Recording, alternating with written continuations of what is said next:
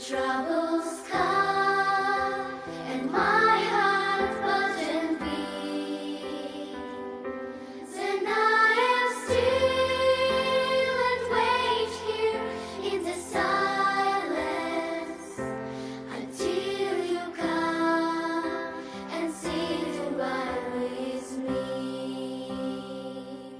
You raise me up so I can stand on mountains. You raise me up to walk on stormy seas.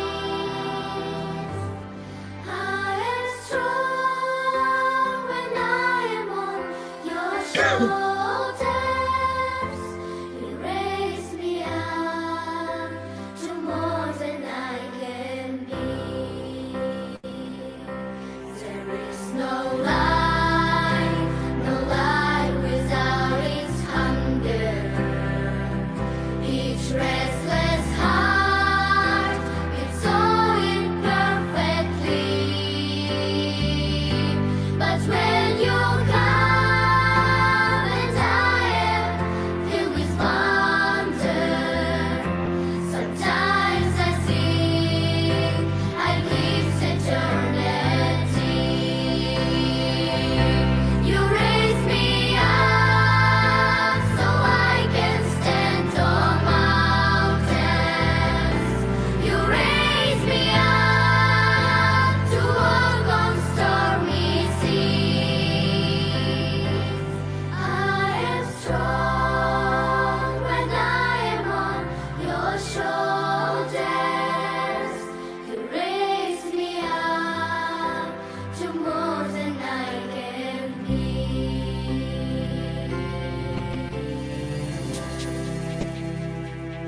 You raise me up so I can stand on mountains. You raise me up to walk on stormy seas. I am strong when I am on your shoulders. Raise me up to more than I can be. You raise me up so I can stand on mountains. You raise me up to walk on stormy seas. I am strong when I am on your shoulders.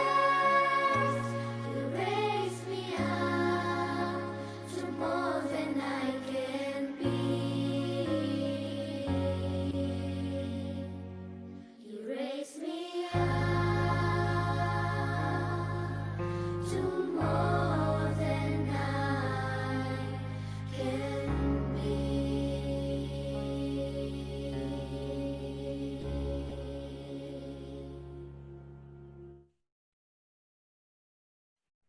Wow, what a beautiful start of the evening with the mellifluous Raise You Up. Hello, good evening, good afternoon, and good morning to all the loving souls present here. I am Dr. Shelley Best, Regional Coordinator of Kids Captivation, your host for the evening. It's my pleasure to extend a cheerful welcome to you all.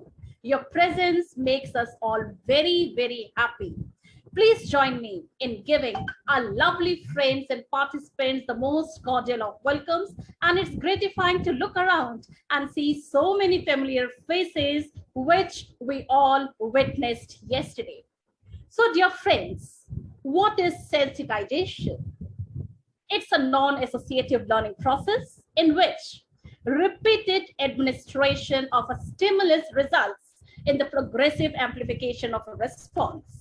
Sensitization often is characterized by an enhancement of response to a whole class of stimuli in addition to the one that is repeated. But I would like to ask all my dear friends present over here that what is the purpose of sensitization? And what is the need that we are holding sensitization workshop over here? Now, the purpose of sensitization sessions is to stimulate the transition from awareness to information, On the one hand, it actually helps us to achieve, and thanks to strategies of information, clarification, comprehension, and exposition based on a common referential. Kids' captivation and sensitization plays a magic. And what's the magic? The magic is, since sensitization training in primary schools is a crucial part of creating the safe environment for all children, so Kids Captivation here ventures to give you all a 3-day teachers training program, and that too free of cost for your benefit. So with this, I would like to welcome each and everybody who is among with us, but not to forget one special person who got us somewhere midway yesterday, and we have to go front today. So I would not fail to welcome the master trainer of the sensitization, the 2-day training program given by him, none other than Mr. Rauf from Egypt. So it's a cordial welcome from Kids Captivation to you. So he is a qualified and experienced educationist with over a decade of experience in educating primary and middle school students, knowledgeable of English language arts, standards, modern teaching methods, and assessment systems of American and British. Now, I must not fail to tell about the certification. Learning to teach online, the University of New South Wales, Australia, creating thinking, Imperial College, London, United Kingdom, advanced English as a second language at Cellular Academy, American English Pronunciation, University of California, USA, and he has trained teachers, national and Cambridge curriculum followed by primary checkpoint, implemented common core curriculum and standards, designed grade specific curriculum, scheme of work and lesson plan, monitored and evaluated educational programs to ensure students' performance, objectives and standards. Primary principal at Demetia International School. So we all give you a warm welcome here. But before Mr. Rauf picks up the second session, I would request the technical team to kindly put the reflection form in the chat box for all our loving audience.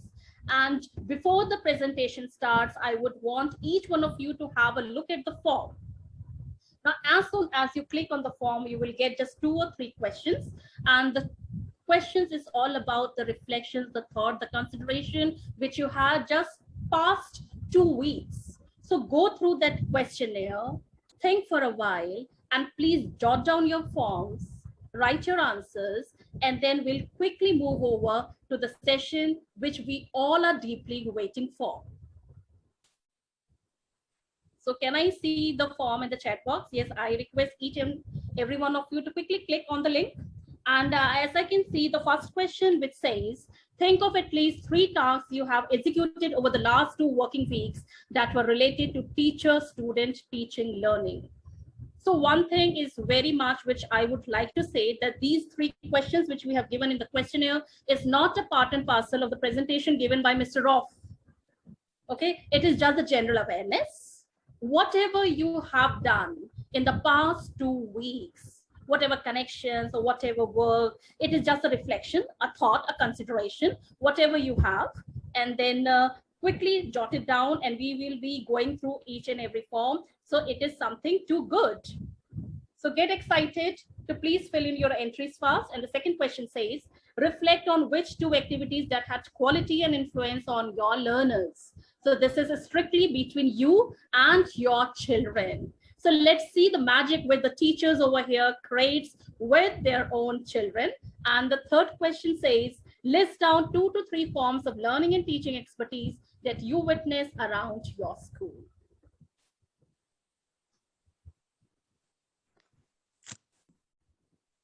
I would request each and everybody to kindly click on the form, the reflection form, quickly fill it up before we begin the second session. I am actually restless, and because yesterday I witnessed the first half of the movie given by Mr. Rauf, but he left us midway.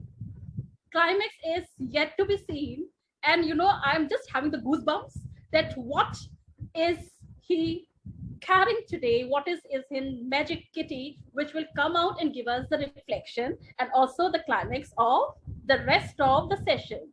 So before we have this, let's have the reflection form to be filled up, guys.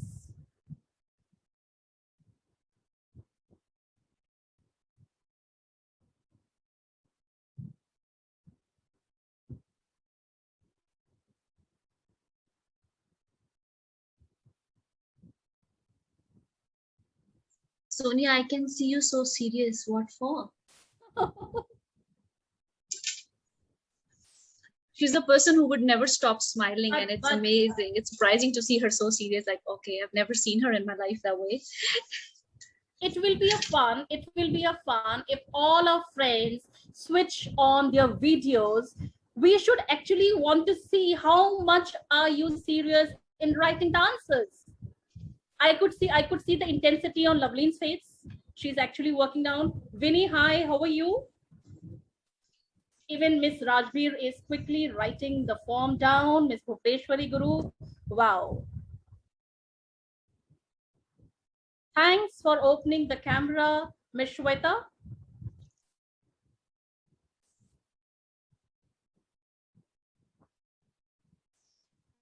Seema ma'am is already on doing the work. She is a kindergarten teacher, so it's very easy for her because that's her kind of a stuff.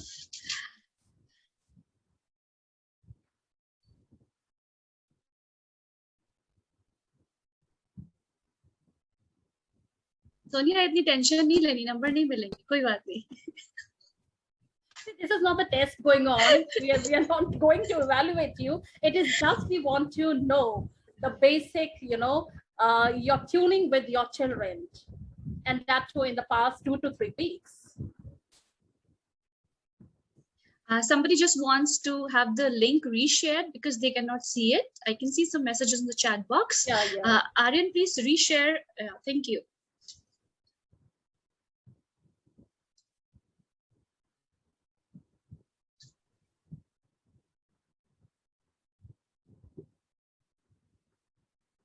I'm again placing the request. It would be fun if each and one of you come to the video mode so that we could actually have an interactive session with you all.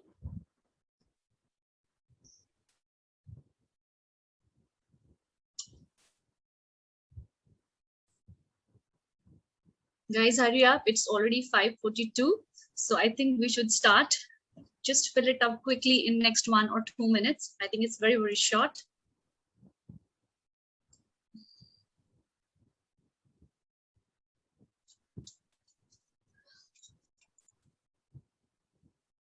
Yesterday, we already had the discussion on school learning, social and emotional development with a focus on self-regulation. And, it was wonderful slides and explanation given by Mr. Rauf, especially, the stress and brain development when he talked about the positive stress, the tolerable stress, and the toxic stress. That was a beautiful part. And also a few ways adults can have children learn to self-regulate. Even the strategies for preventing challenging behaviors. Thank you, Ms. Shelly. Thank you for appreciating. And I especially remember the last slide, from theory to practice. And then immediately it was thanks for attending. Yes. That was the magic. That was the magic, from theory to practice. And I was about to, witness what practice is. That means I was keen to know, yes, now he's going to talk about the practices. And the next slide gave me a surprise. Thanks for attending. So because I left the practice for you guys. Yeah, that was the intermission actually. And we need to carry it forward today. And that is to do with early childhood pedagogy and behavior. So, my dear friends, kindly, quickly fill up the form and please submit so that I can request Mr. Rauf to continue with the rest of the movie which he was showing us yesterday with early childhood pedagogy and behavior.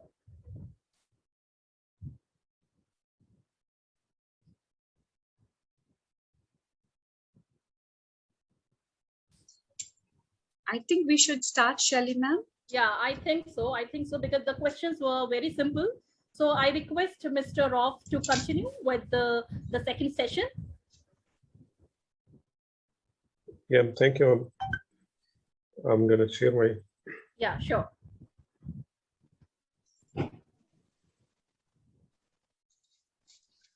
Thanks, Bhuvneshwari Group, for submitting the form. I request once the form is filled, please write in the chat box also that you have submitted. Yes, over to Mr. Rauf. Thank you, Shelley. Yeah.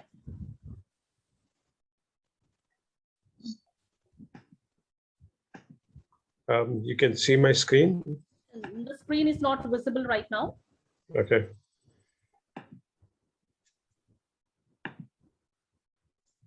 I request the technical team to share the link once again. Few participants are having the problem. Ms. Pavani has requested. Yes, thank you so much. Yes, the screen is visible now.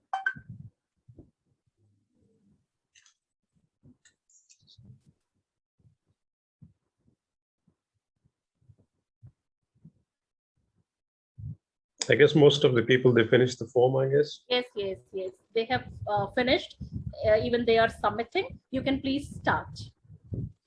Okay, and once again, good afternoon, good evening, and there could be some people, good morning as well, but all can accept the same way the greeting. Thank you very much to Ms. Malka and Dr. Shelley. You gave me an opportunity for the second day. And yes, here I am. It's my second day again. I hope you may enjoy it better than yesterday. Yeah. Because all learning is about, once you enjoy, then you learn. If you don't enjoy, you can't force anyone, even adult, even the children, even anyone. So I try my best to keep it simple as much as possible, try to connect it with the real life examples. That could be much more interesting and everlasting learning. Because if I go to too much theory and technical vocabulary and words, so it might go above your head, and once you just get up from your chair, and then you forget.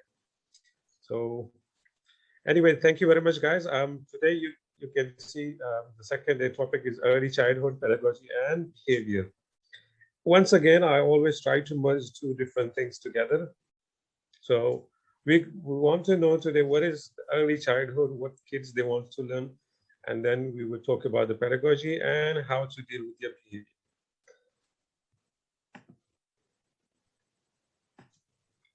Okay, today's objective, as I already mentioned, that we need to know that what skills the children need to learn and how children's brain works and what are the benefit of sensory work, because it's the kids captivation mostly related with this. So that's why I'm trying to emphasize to link many things which they can benefit more than the others. So I have to admit, yes, I'm guilty because I'm trying to give them the favor. I'm not trying to give it, keep it as a journalized like other normal presentation. So that's why it will be more likely to be linked with the children, young age, and we will consider about the effect of punishment and how we can manage their behavior and so on. We will give some example as well. Before I start my presentation, I always love to put some kind of hook. So can somebody tell me what is the difference here? Okay, I don't need the answer right now, but what you need to do is that keep your pen or pencil or short notes, anything you can open it, write your answer, and I will give you just less than a minute. So you can tell me what is the difference. Yeah, don't tell me the similarity. What is the difference? Okay. Can we write in the chat box? Can the participants write in the chat box? Yes, they can write it. Yes. Yeah. I will not be focused on chat box right at the moment, but yes, they can write it down. Yeah, I can see Aryan wrote difference of taste. Okay, very nice. But please write your answer. And I know it's quite easy. It's not very difficult. I'm not giving you as a kind of a research, just simple. What is the difference? Yes, please. I hope you guys can be done with this. Yeah, sweet and spicy. Okay. Yeah, sweet and chili, sweet and spicy. Sour, bitter, spicy, chili, tempting and scary. Okay. I accept one one answer. I don't want Miss Malka, you've been just giving a lot of answers. Okay. All right, I think all done. This hook is going to be at the end, in the middle of the session. I will try to explain to you that why I give this at the beginning to ask the question, what is the difference between strawberries and red chilies? So it's actually very connecting, and I wanted to create curiosity in your mind that why Rauf asked the question, because it seems very simple. So keep in your mind, I'm going to give you the answer, but after a few slides, okay? Thank you. Okay, now we're coming up here to go to detail the technical terminology of pedagogy. Some people try to think about pedagogy is kind of system, kind of stages. It depends like how they adopt, how they use it. So mostly pedagogy we understand because it's a kind of approach of teaching, because how we teach the children, what is in theory, what is in practice, it depends on all pedagogy. So research on teaching, learning, and outcomes shows that the quality pedagogy is identified as a key lever for improving children outcome. Pedagogy consent shows that how adults in early years setting engage with the children to achieve their developmental objective. And what directs their method? Pedagogy refers nurturing and consistent relationship, child and the appropriate behavior and their positive behavior in the classroom, playground, and all the environment where they are at the moment. For example, like their domain-specific stimulations, in which area they specifically try to improve, for example, reading, learning, or speaking. So pedagogy is very simple. Again, I've tried to summarize in 2 words. It's a kind of approach, it's kind of a method that mostly the educationalists or institute, they adopt how to cater the children and also to monitor them, to evaluate them, to assess them. So this is the system, this is the stages through which they go, and they adopt according to their behavior, according to their needs, according to their requirement. So it can be keep changing. Sometimes follow the traditional one, sometimes they follow the international pedagogy. So it depends what they need. Now, my next question is that what skills should children learn? This is a very vague question. I'm sorry to ask about it. But again, I'm going to ask you, please think about it, because this is, I don't expect the answer right now, but think about it. What do you think? What kind of skill the children need to learn? This is a very big dilemma, very big question. Everybody asks, like, should we teach them ABC? Should we teach them maths? Should we teach them science? It depends what we need to teach them, because nowadays, the age, the era we are living, as a parent, I can't think about it that okay, I need to teach my child only science, or either I have to give him the combination of 2 different subjects. He has to go for engineering, he has to go for medical. So what skills we should need to teach our children? This is the biggest question. So do you have any answer in your mind? So please keep it up, keep it in your mind, okay? Because this is going to help you. Why? Because you need to know what skill you need to teach the children. So we're going to come up. Keep the chili and strawberry on the side. These are all ingredients for today, okay? We're going to make it something. Okay. Right, so I also told you that as you were thinking about it, what skill the children needs to think. So why do we teach those skills? So you already chose the answer. Okay, I want to give life skill. I want to give social emotional skills. I want to give presentation skill, whatever the skills you want to give it, you chose the answer. But why do we need to teach? Why these skills are important? What is the aim of the school or education? If I need to teach ABC, if I need to teach the presentation skills to the child, so why I'm sending it even to the school or to the nursery or to university? This is a very big question. There are a lot of people around, they most probably, they didn't even go to school. But some skills like mathematical skills, I'm really bad at it. If somebody tell me to do some calculation, try to buy the grocery and get the change, give the change, I get confused because I don't have this skill. I need to admit it. I'm always guilty. I'm sorry. So these skills, if a person, he never been to school, a bus driver or a shopkeeper, he must be primary educated, but his mathematical skills way advanced than me, and he can do it mentally. How come? So do you think that this man has to go to school? It's better he was doing the business. So now we're talking about just the skills. So think about it, keep the answer in your mind. So this is the question. If we need to learn the skills, this is a very famous researcher, Richard Rayleigh, he's Secretary of Education in the United States. So he already mentioned that we are currently preparing students for a job that don't even exist. Like when I was studying in this school, do you think somebody told me that how to use iPhone? I'm 42 years old. I couldn't even think about it. And the skills or the jobs which are related with this technology, nobody taught us in our primary, nobody taught us these things even till our graduation. After later on, we developed it. So that's why for using technology that haven't yet been invented, in order to solve problems, we don't even know that what is the problem. So how we can prepare the children? Is there something that we can give them so later on they can use? Is there something in the book? Do you have a book published already? Anybody can say, yes, there is a book which you can solve your problem in 2040. Okay, that's fantastic. Please send me a copy then. Of course not. We don't have such. So that's why the aim of education is entirely not just memorizing, not just remembering something. Or I think in India and Pakistan, they usually call a different word called ritualization or something. Like it's a kind of a memorizing, and you just keep repeating a few times and it gets stuck in your brain. You don't even know what you're saying, but you just remember it and you just keep saying it time to another. So when it comes to real life skills, you're blank, even though you have a PhD. So anyway, I'm going to skip that because each and every single slide can open a new debate. So I will not give. I'm just trying to create the curiosity in your mind that you guys can also start thinking that which way I'm trying to lead you now. So as I asked you why we teach, the question. So we teach to provide a rich learning environment. All the skills can be cultivated. So skills, again, we are talking about skills. I'm sorry, I'm just playing with when I press on something.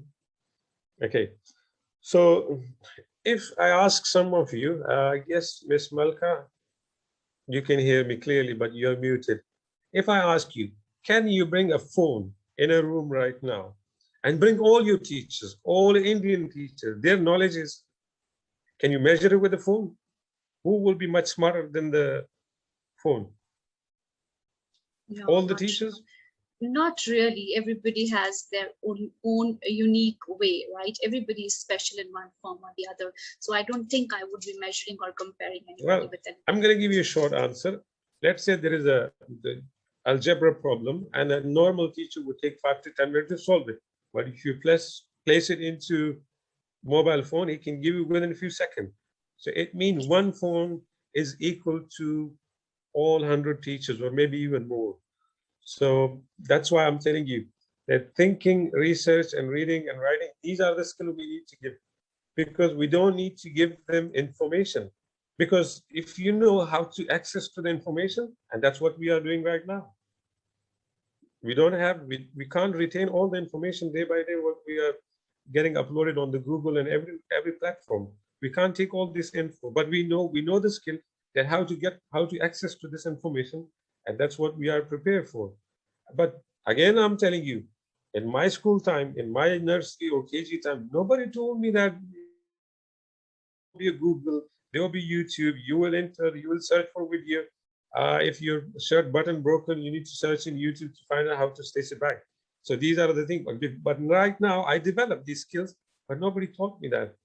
So yes, these are the lifelong learners who can access information. So we are the lifelong learners, but we need to prepare our children as well. We struggle. It was a hard way to I don't know how many of you can agree with this, but yes, I struggled at the beginning for getting know all of these technology. Day by day, new applications coming out.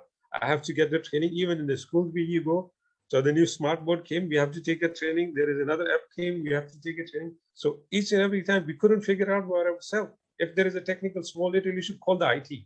I guess it's still happening in your school as well. So that's why we need to teach, we need to give them thinking skills, life skills, social skills, ethic and morals, of course. I'm not talking about you need to finish ABC, maths book, this or that, but we need to teach them, we need to make them lifelong learners. This is my main motive. Lifelong learner, each and every time problem comes, they know how to deal with it. They should have the skills. Okay, now that's going to be very funny. Most of you, if they have an interest in science, so they can see this diagram of the life cycle of the frog. So we study, all of us, we study. That's why I picked it up, because me too, I study. So can somebody tell me, did you ever use this in your lives? Did you come across and you catch the frog and you just keep sitting beside him and you're watching it in the stage of a tadpole? What is the use of it? So I'm not trying to discourage that there is no use of it. But if we look into this, then why children need to know this? Think of a time that you needed this. Did you guys ever need this? So what is the point of teaching this? Yes, now most of you will say, yes, we don't need to teach this. No, but I don't agree with this. We have to teach this. The thing is that if you can see, even in the same slide, it's written, they teach a skill through the content, because this provides me the content. I'm not concerned with the frog life cycle, because there are a lot of animals, there are a lot of insects. So each and every individual animal and insect, I will keep going and studying their life cycle. So I think I might need personally 200-300 years more life, so that I keep going through all the species to find out their life cycle. But these are the contents, because we taught them the skill that how you can observe, how you can monitor. So yes, there are some reasons, but we sometimes as a teacher, we focus on the information. We are not focused on the content. But here my point was to clarify in your mind that we are, or we supposed to be focused on the content. If somebody tell me, Mr. Rauf, did you ever use this frog life cycle in your life? Never. I don't think so. I'm not going to go sit around the pool and keep checking the frogs in their dead pool. Yes, because for me it seemed like useless. But no, now I'm educated and I know what is the reason behind it, how to access, how to think about, how to relate it. I'm coming back to the next slide, and you figure it out that we need to associate the skills with another skills. So then we can figure it out. So how we can do this? Yes, this is a very big question. Can you see in this picture, the kids are in the shop and they are trying to buy something. I'm sorry, forget about what is behind the counter, but the kids are buying something. So which skill do you think they are using here? Yes, they are using mathematical skills, language skills, presentation skills, questioning, inquiry. Most of these skills they're trying to figure out, but more likely we could say they are connected with the maths, because I think they have to pay money, they have to take change, all of this. So this is a kind of a skill that which children really need in their real life. If we focus on the life cycle of the frog, so I'm sorry, I'm not going to go again and again. I'm going to use that one. So yes, why do children need to know this? Think of a time that you also went to when you were a child and you went to the shop. Did you ever think that, oh yes, my teacher taught me that if you have $10, so if somebody asks you for $5, so how much you should expect to get it from this? So yes, this is all about addition and subtraction, because it's related to real life. So this is how we can connect each and every lesson, each and every activity with the real life. And this is how the children can learn. Otherwise, I'm sorry. Okay. So now I'm coming back to the strawberries and the chilies. Yes. So I know most of you have the answer. So this is how the brain works. And if you try to look into the child brain, I ask you the question, none of you are 4 or 5 years old. So definitely you guys must have experienced this. And all your senses, you must have used it.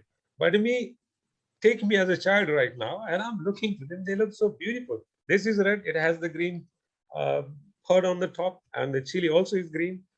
And maybe one day, actually this happened in the real life. So the child, he came, and the mom put the honey on the top of the strawberries, and he ate it.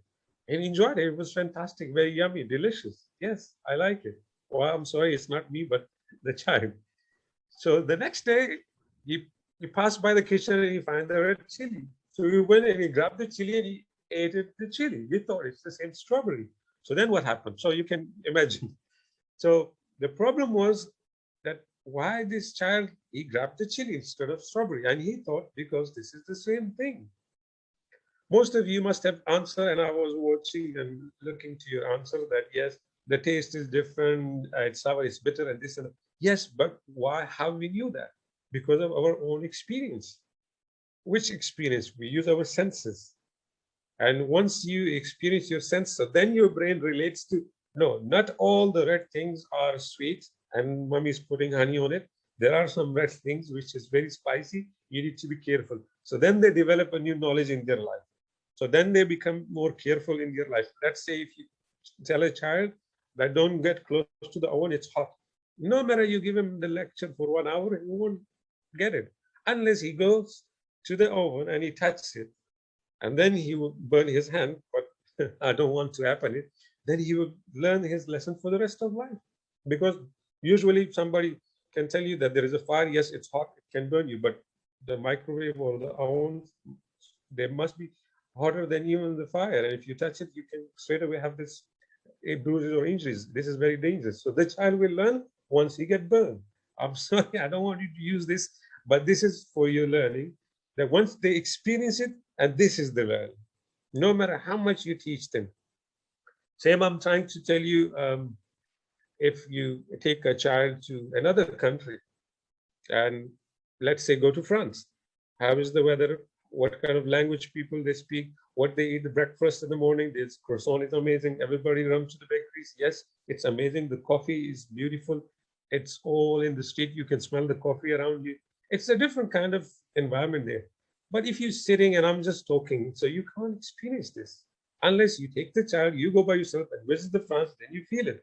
So same as if I'm trying to teach them about the chilies and strawberries, you will never get it unless you taste it. So he has to develop through his own senses. So would a 2-year-old child would know the difference? Now you tell me the answer. Simple, yes or no. At 2 years old, he will know the difference between this. Of course, no.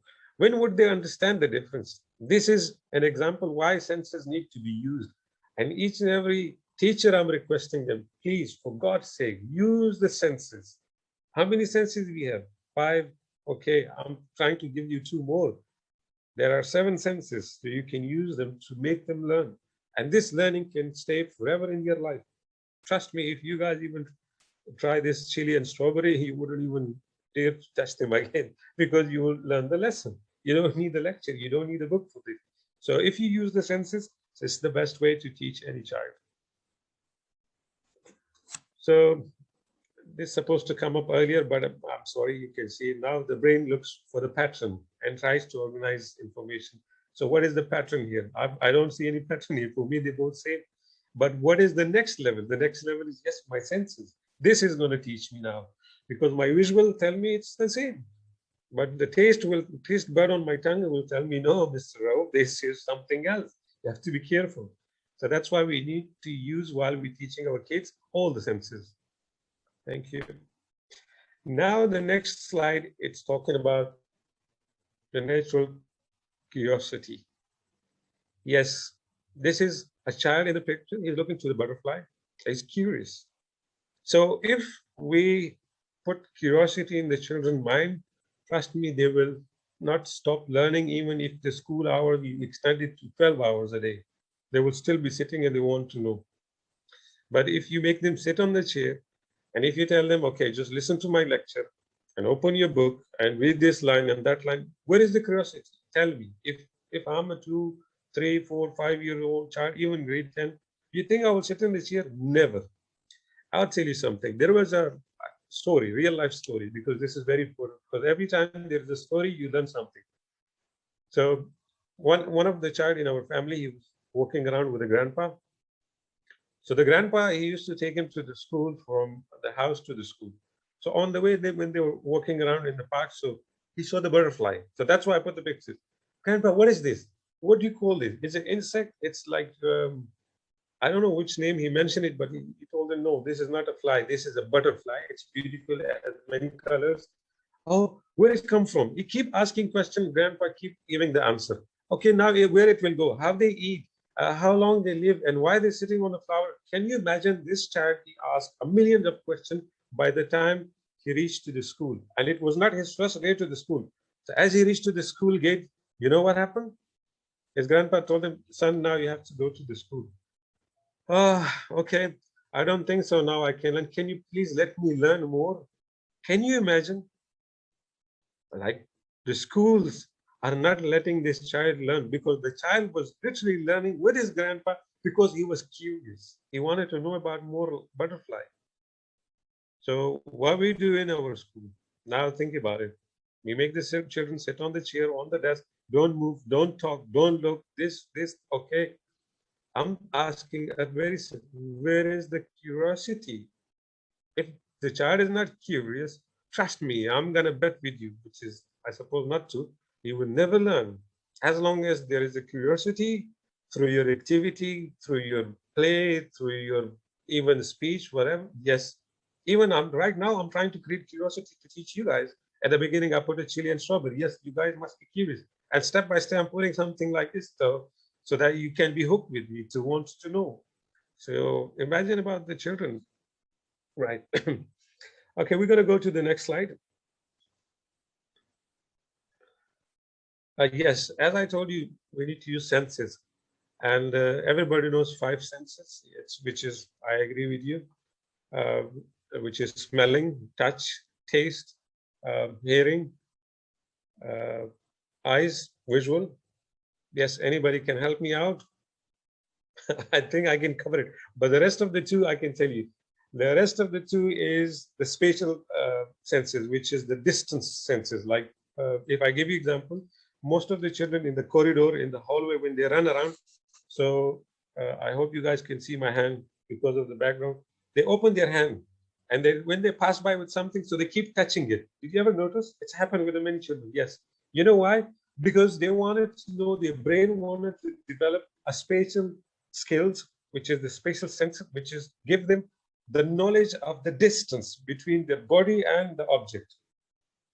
Like when they move in an early age, you must have observed many children, they keep banging themselves, their head or their body with the tables or the chair, with the sofa, because they did not develop the spatial senses. And these spatial senses are the one which can give you more development in your brain to know the distance between the object. And that's why these kids like to do it. And imagine if it's the kids' captivation and you have the young children which is below age of the school, if you try to do some kind of activity, they will love to do it. Open your arm, try to do not touch each other or move, or you can come up with a lot of creativity, a lot of ideas, a lot of play, something like this. And this is what they need to be doing it. You can read the slide because I don't usually like to read the slides. So yes, through different skills, they can come up. They can use their muscles. They can use problem-solving skills because once they know the distance between the object, so yes, they will think about it. That which way I have to move. Should I move fast? Should I move slowly? How much distance I have to keep? So these are the skills which he's learning through the senses. More effective learning is if the senses are engaged. Yes, I've been keep begging you that if the senses are engaged, yes, there is the learning. If there is no senses involved, I don't think so there will be learning. So yes, it's very clear. The basic thing we need to learn are the senses. And the children learn about the word, they spin until they feel dizzy. Did you guys ever notice? Now, me too, when I was young, and I don't remember that why I was spinning, but I used to spin around on the one place, and then I feel dizzy because it was a kind of a new experience for me. That how my brain can balance, how my body will react to this. So these are all things because you learn through different to different senses. So these are the developed in early stage of our lives, and that's why we focus so much on them. Yes, that's true. If you do not develop in early age, if you tell me, Mr. Rauf, you want to be gymnast, I don't think so. Take me no matter whatever academy you take me. My body, my physical, my mental level is not ready for it because all the gymnasts, you guys can search on this, when they are very young, they take them to those academies and they bend their back physically, and then they become gymnasts. Because this is the age through which they can develop their skills. Some skills we can't develop. I can tell you, me, I'm British. Yes, but look at my accent. It never developed as a British. Why? Because my dad, when I was 15 or 16, then I went back to UK because my mom was British, but my dad was from Pakistan. So I was stayed for Pakistan for 15 years, but the rest of my life I stayed in UK. But look at me, I didn't get my accent. Why? Because the children till the age of 7, they can adopt the accent, their tongue can be twisted and then can adopt it. After 7 years, no matter whatever you do. Now imagine since 15, I'm 42, I was in UK.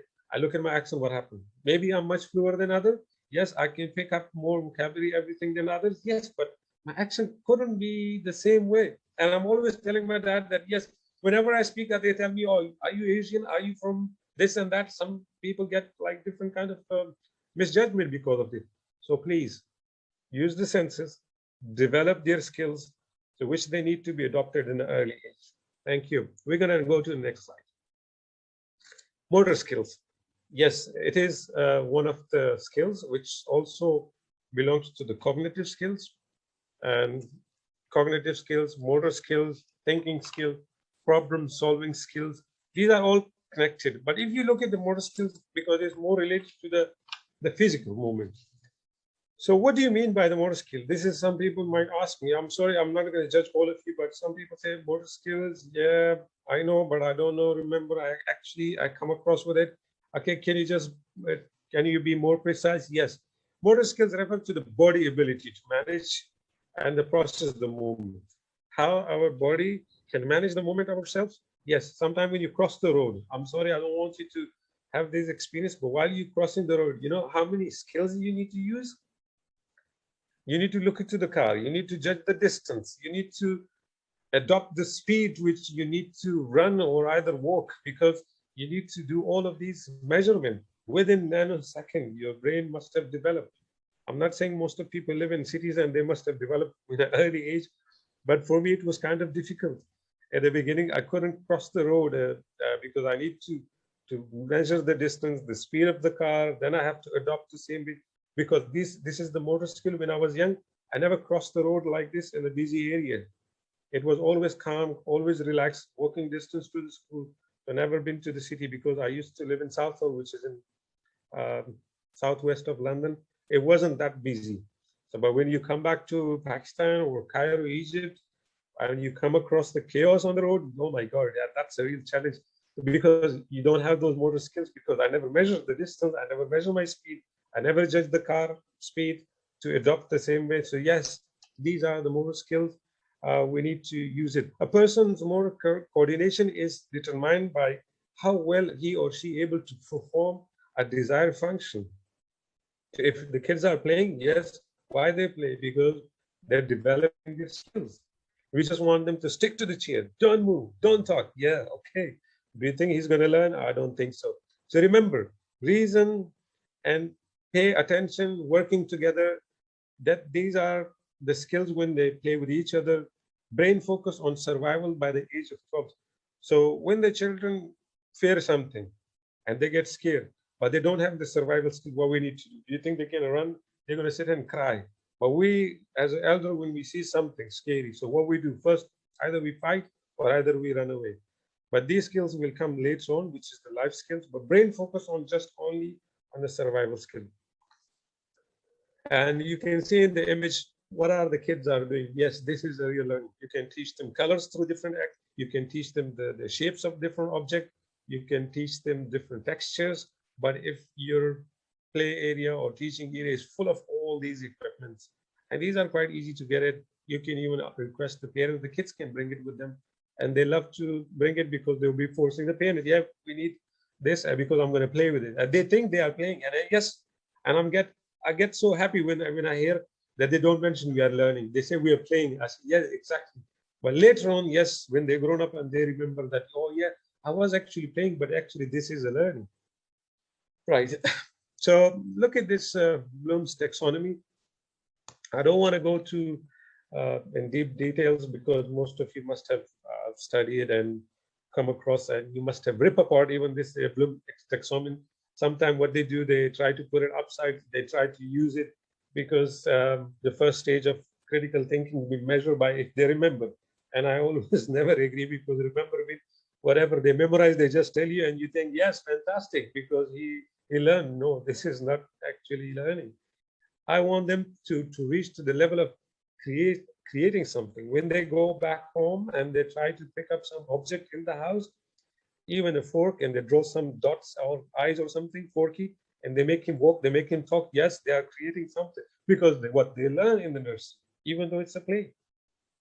So please, just giving this as an example, you can further read it in details. Bloom taxonomy, it's very common, very easy, all over the world. Most educators, they know about it, each and every level.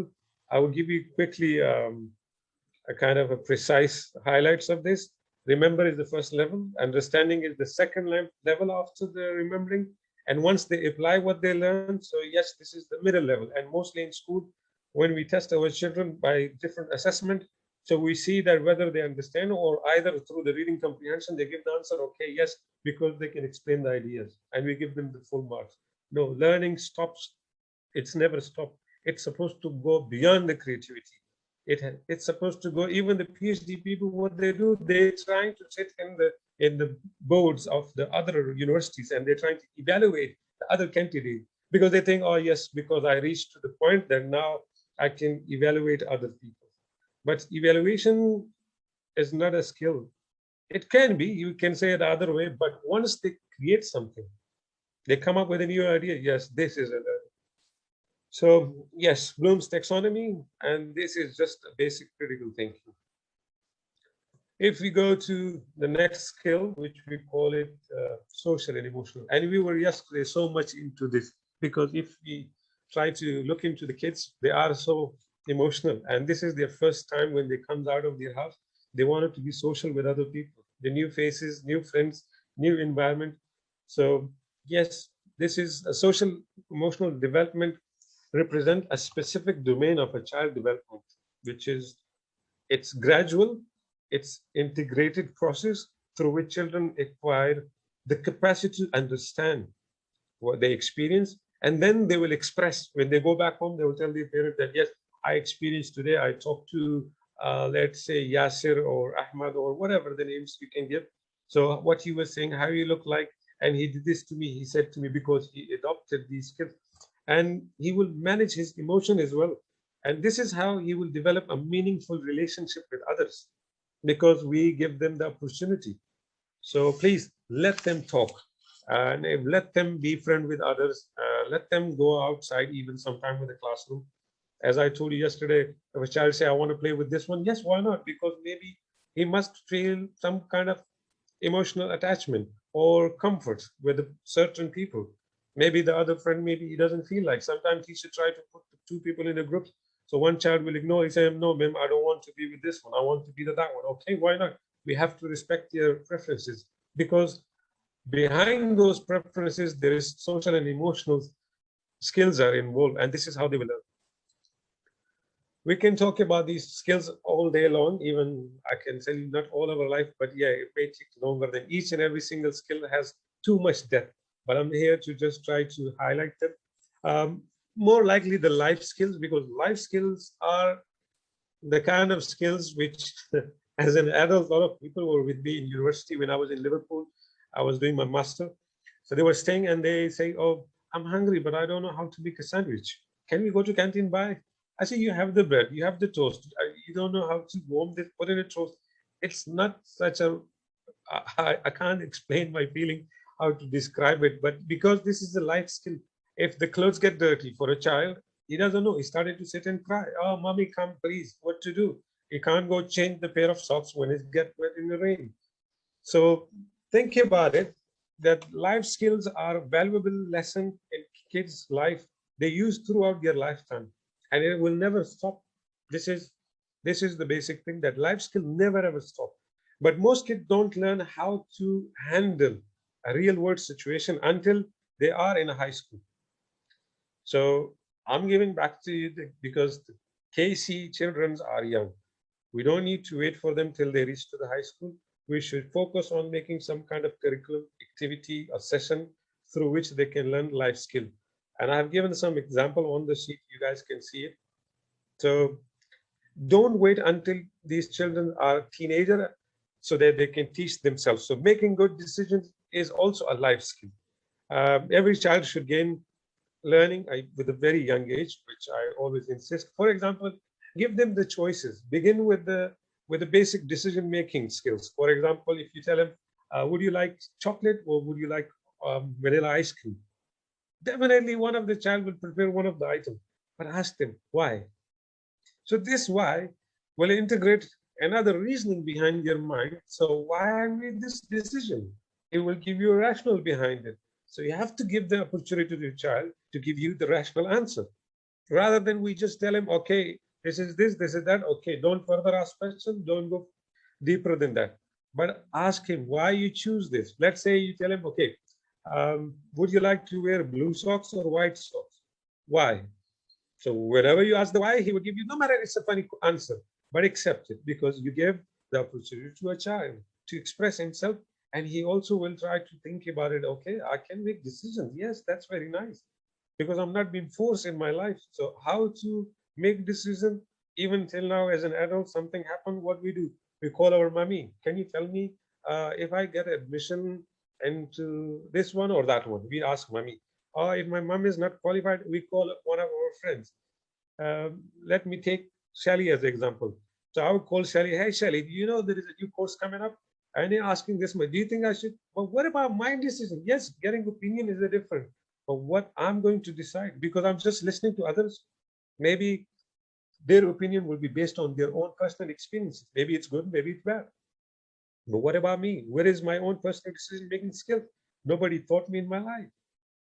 So yes, as I told you, we're gonna keep going all day on each single skills, but I'm telling you, just look at that. You can even let them do the fixing the thing. I gave you the example at the beginning. I didn't know how to fix the button on my shirt. Yes, but I learned some skill. Go to YouTube, look it up, find the thread, put in a needle. Yeah, okay. These are the life skills. I don't need to sit and cry and wait for my mom to stitch my bum. That's actually amazing because later on, these skills will help you to survive in your real life. I don't want to take your time. Imagine in the early age, all human, we were all cave people. I'm sorry, not you, not me, but ancestors of us, they were cave people. What was their basic skill? Get up, hunt, eat, and sleep. That's what their life. And right now, what we are doing, I guess it's the same, but it's in a modern way. We are also trying to survive in our lives, looking for a job, get education, buy the house, go and buy the grocery, come back home, make dinner, feed children. It's the same. This is a survival skills. We are surviving. Yes. Well, why we are doing the job? Because we need to survive. Why? Otherwise, I will not get the salary. Then my kids will not go to school. Then, okay, it's all the survival. But it's in a modern way. We are not cave people, but we are still using the survival skills. But what are the other things that are trying to help us? Because of this modern era, modern societies, we need to learn the maths, we need to learn the science, we need to learn physics, chemistry, all of this, because this will help me to use for my own survival skills. Later on, I can be a doctor, engineer, teachers, lawyer. So I need to make my life.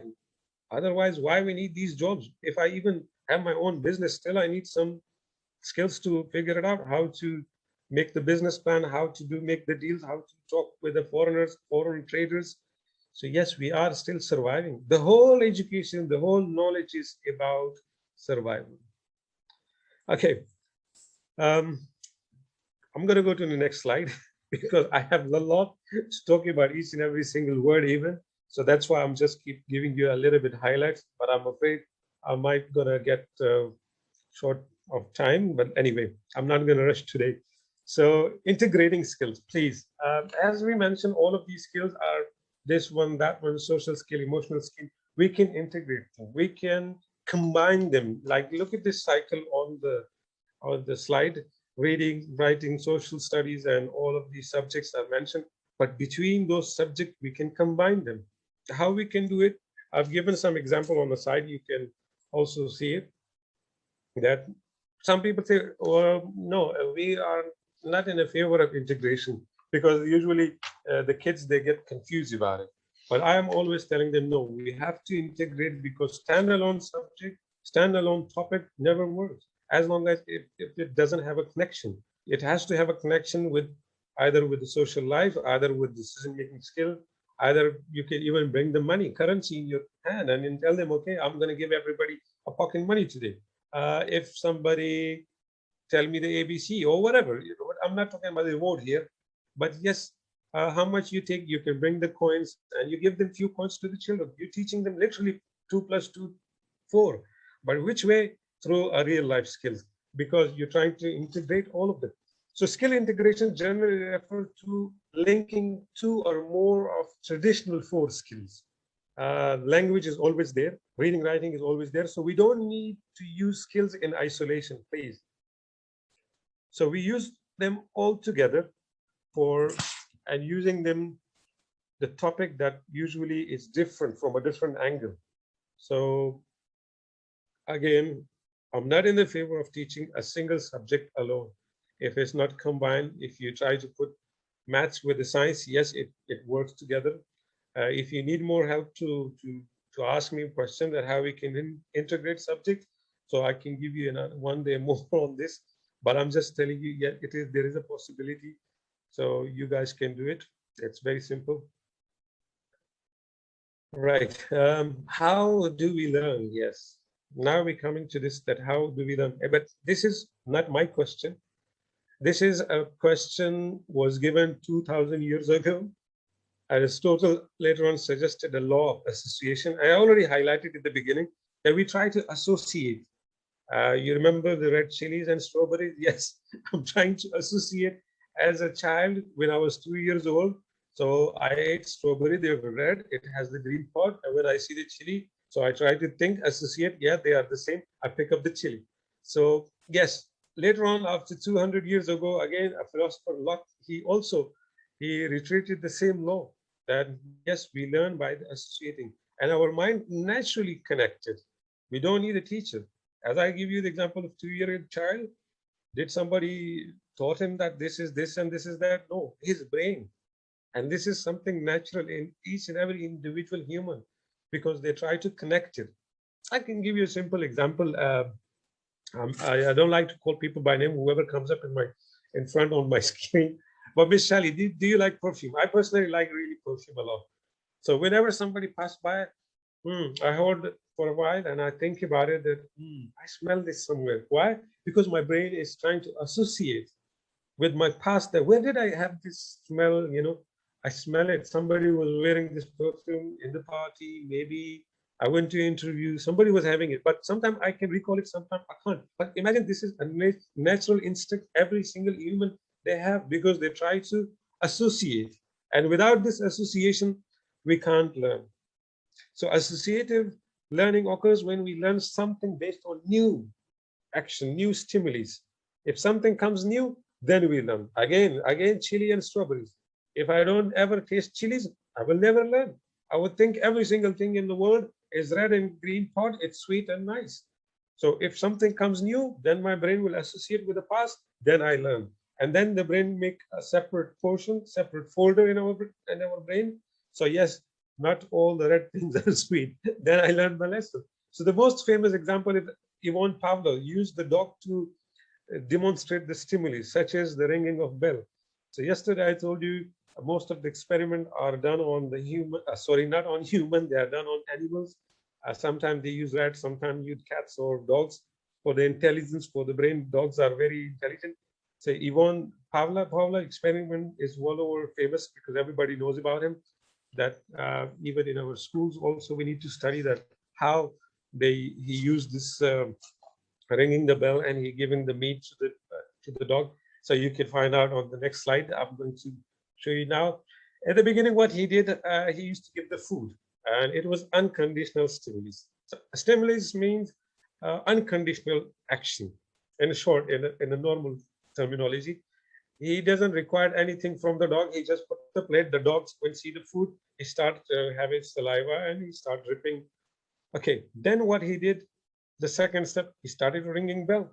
So when you ring the bell, so dog doesn't know what does that mean, because there is no food, it's just a bell. But what he did, straight after ringing bell, he gives the food. So you look at the picture on your left, or the third, he rang the bell, then he gives the food. So what was the response from the dog? Yes, so salvation started. It was unconditional response because he's associating the bell with the food now. Later on, what happened? He's just ringing the bell. So when he rang the bell, so the salvation started. His mouth started having water. He thinks why? Because after the bell, the food is coming. But unfortunately, he didn't do that because this was one of his experiments. So then later on, what happened? He replaced the bell and then he started giving the food. So I'm telling you that why I'm talking here about the classic conditioning, because sometimes with the children, what we do, I'm coming back to the children, we try to condition them with something. Like I can tell you, okay, if you eat vegetables, I will give you the ice cream. Usually it's happening in every single house. What does it mean? That I'm trying to encourage him to have vegetables? No, I'm actually trying to tell him in a different way that vegetables are a bad thing, but the ice cream is the good one, which you have to wait, and this is your reward. So for the rest of his life, he will never ever try to like vegetable. Maybe once he grown up and he find out the benefits, he might start to eat. But as long as there is ice cream and he doesn't know the benefit and disadvantage of it, he will prefer ice cream over vegetable. Why? Because I'm the one, as a teacher, as a parent, encouraging him, because I made a condition. If you do this, okay, you get this. If I ring the bell, yes, the food is coming. So this is how the brain works. Okay, I'm going to go to the. Okay, I don't want to go to the next slide, but let me give you from some real life example. Do you guys drive, most of you, right? Yes, of course. Okay, so when you drive, when you see the speed sign, what do? You reduce your speed. Why? Your brain has been conditioned. Oh yeah, if I'm going faster, the cop is standing and they have a camera, you give me the fine. So giving this fine, does it going to stop your habit of speeding? No. Once there is no speed limit, once there is no cop, there is no camera. Yeah, there we go. I'm pressing on a pedal because now there is no restriction. Why? Because my behavior is still the same. I've been conditioned just by the fine, by the penalty, by the cop.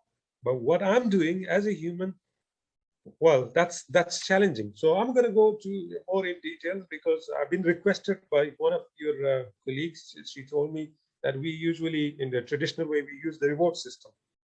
If you do something good, I will reward you. Like if you follow the speed limit, you don't have the penalty, you don't have the ticket. But if you don't follow this, you will get the penalty. Why? Every time there is a reward and there is some kind of benefit I have to expect from my own behavior. So no, this is we humans supposed not to be. We have to do something good for the sake of because it's good. Because if I should not exceed the speed limit because it's good for me. Otherwise, I can harm somebody. Most of the speeding events, if you look it up, the person who's speeding, he doesn't have accident. He caused the accident to others. And other people, even they lost their lives. So if I know that my action, I'm the one responsible. So I suppose not to be worried about this ticket. I should not be worried about the cop. So if I think about myself that for the sake of being a good person, I have to do it, yes, then I have to do it. But if I'm doing for the sake of camera or the police, okay, I have to follow the speed limit. So what I supposed to be even asking myself who I am? So why the human learn by the association? Again, I'm coming back. We have to associate the cop, the speed, the camera, then we follow the action. The dog, he listen to the bell, then he follow the action. Same, it might continue with the kids even in the real life. If they do something, we give them reward, we give them certificates, we give them candy, we tell them fantastic. So he will be just waiting for the rest of his life. If my Miss Shally will tell me, Miss Seema, they will appreciate me, okay, I will do good. Otherwise, nobody cares, I won't do it. And yes, even till now, most of the adults, they don't do something good in their life. Why? Nobody cares, nobody appreciates. Even it's happened in the schooling environment. Most of the teachers, I was a principal, so yes, they always say, nobody appreciate. I've been doing a lot of activity. Yes, you are doing your job. Yes, you're supposed to be doing it. Why you want me to come and stand and clap on your head? No, this is your job. Do it for the sake of just doing it good. You're doing for the sake of reward from me that I have to give you. You are the best teacher in the world. No, you're supposed to be the best, not for the reward. So please, I'm trying to explain this in a details, in more details for real life example. Condition. Do not condition the children mind for the sake of reward. Look into the dog the same way. And this is how the human brain works. Right, okay, I'm gonna go to the next slide. How to implement. Yes, we did talk about this, and we talk about the conditioning, we talk about associating. So how to implement this in our classroom, in our daily life, within our families even. So it is a very big challenge. The question is very big, but the answer is very short from me. But most of you are smart enough, you will get it. We call it reinforcement. We have to reinforce the same action and again. Okay, keep the image of the dog in your mind. If there is no bell, there's no bell is ringing, I'm just giving the plate of the food, or even I'm just ringing the bell. Do you think by ringing the bell, at the beginning, he might have the water coming down, dripping, and he might have a saliva coming down? Yes, but later on, what will happen if I stop giving the food? No matter, instead of a bell, I can bring the drum, he would beat him. The dog wouldn't care because he knows now you're not giving me the food. But if every time somebody does good, you give him reward. So then he will do only the good for the sake of reward. And what we need to do, we have to create the intrinsic motivation. There are some motivations from extrinsic, which is coming from outside. Giving reward is extrinsic. But I have to create motivation from his inner, from his inside. I'm going to go more into detail from now on. But before that, we have to reinforce. Reinforcement is the key. And then you will reach to the target. Again, reinforce the same behavior. You have to be quiet, you have to respect. There can be a million examples, but I'm going to stick to one of them, that you have to reinforce the certain behavior again and again. You have to share. Sharing is caring. So yes, we're going to go and we want to keep sharing it. Otherwise, if you don't give your students, you will be punished, you will be rewarded. No, why we should keep punishment and reward? Because we are educating. We are not in the world or a kind of like, I don't want to go into religion because it might create a lot of controversies, but some people think about heaven and hell and all of this. So we are not doing this. We are teaching children, we are educating them. So you have to reinforce the positive behavior and then you can reach to the target. Now it's the time to break. I'm not going to tell you go have a lettuce now, but how many of you like lettuce? Yeah, most of you. Yeah, me too. I like it because lettuce is my favorite salad, and it's very light on stomach. You can eat it and you enjoy it. The taste. You can put olive oil. Yes, I'm not trying to what they call it, trigger your appetite right now, but I'm going to tell you. Let's say if you try to plant a lettuce in your house, and this lettuce need a specific shade, a specific amount of water, and if it need a kind of care, a good care. And if you don't care, and if you give too much water, or if you keep it in the sun, so it gets dry, it doesn't grow properly. It have a certain way of growing it. I'm sorry, I'm not farmer, but I've just looked it up at how the lettuce grow. So if the lettuce doesn't grow properly, so Miss Shelley, do you think I have to blame lettuce? Who should I blame? Me, myself, because I'm the one growing it. If a child doesn't behave, if the child doesn't learn, so who should I go and blame? The child, or he's stubborn, or the child he doesn't listen, or the child? No, take the child as a lettuce. I'm sorry, it's a bad example, but it needs a different kind of care because this species of plant is different colors. You can't keep it out in the sun all day. You can't give too much water to this.